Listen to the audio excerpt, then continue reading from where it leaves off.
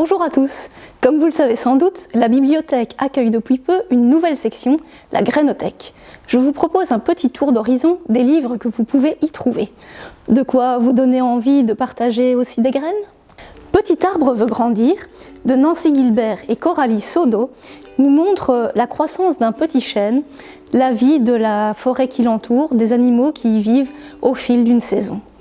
La célèbre légende du colibri, originaire d'Amérique du Sud et popularisée par Pierre Rabhi, est ici illustrée par Denis Corman et vous pouvez trouver un CD avec l'histoire racontée et chantée par Zaz sur des paroles de Cyril Dion. Toi aussi tu as envie de faire ta part, de jardiner en respectant la nature? Le guide pratique des petits jardiniers de Michel Lucchesi peut t'y aider. Tu trouveras tous les trucs pour cultiver, préparer la terre, récolter tes graines, toutes les astuces qu'il te faut pour avoir un beau jardin et pour pouvoir participer toi aussi à ce beau défi. Regarde de Corinne Dreyfus permet aux plus petits de découvrir les premiers gestes du jardinier. Planter, arroser, patienter, récolter, un très bel album pour découvrir car après tout, il n'y a pas d'âge pour commencer. Tu n'as pas de jardin? Tu penses que cette vidéo n'est pas pour toi? Détrompe-toi et fonce sur le manuel du petit jardinier sans jardin de Kirsten Bradley. Une terrasse? Un balcon? Des pots en suspension ou sur une étagère?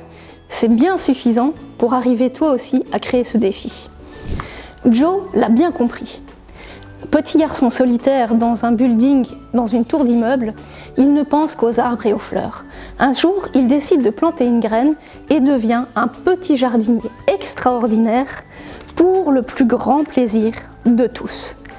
Un très bel album de Sam Boughton. Les auteurs célèbres aussi aiment la nature. La collection Esprit de nature nous propose de découvrir ou de redécouvrir des extraits de chefs-d'œuvre célèbres de Victor Hugo, de George Sand ou ici de Jules Verne par ce biais. Einstein aussi aimait la nature. Et déjà, il nous mettait en garde contre nos excès et surtout les menaces pesant sur les abeilles. Sans elles, pas de pollinisation. C'est ce que nous rappelle Abeilles de Piotr Socha, un grand documentaire superbement illustré pour découvrir le monde des abeilles, leur histoire, la mythologie, le miel, les produits de la ruche et leurs usages, une véritable mine d'informations.